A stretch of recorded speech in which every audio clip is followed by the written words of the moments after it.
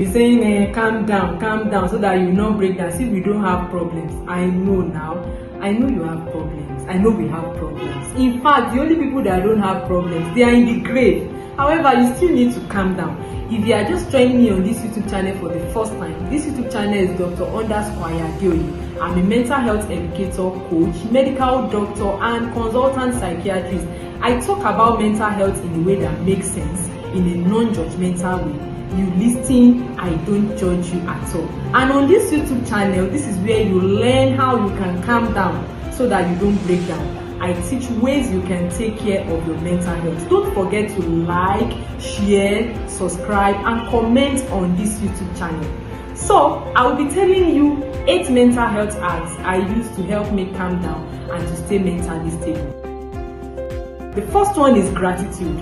I'm grateful about the minutest details in my life. I'm so grateful to God. I practice gratitude with people around me. Number 2, I'm a very optimistic person. However, I have limited expectations as I go through life. I realize each day I wake up that life is not perfect. So at times, things may be good, at times, things may be bad. However, I'm optimistic that both the good and the bad are meant to add up and balance in the equation in the long run. So in the long run, I will still be fine. So I don't get easily jolted when things don't go my way at times.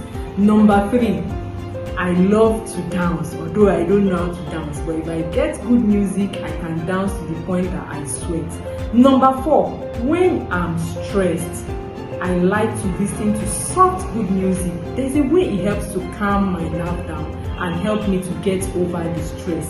Number 5, I'm very selective of my atmosphere, the people around me, as much as possible. I avoid people, atmospheres that drains me. I avoid them as much as possible. And I'm attracted to atmospheres that boost my energy, my mood, helps me get better. Number 6, I practice meditation. In fact, deep meditation. I do a lot of introspection, a lot of reflection. Number 7, I'm not ashamed to ask for help. I know asking for help is a sign of strength and not a sign of weakness. And guess what? Number 8, I love to pray. I realize, acknowledge my limitation.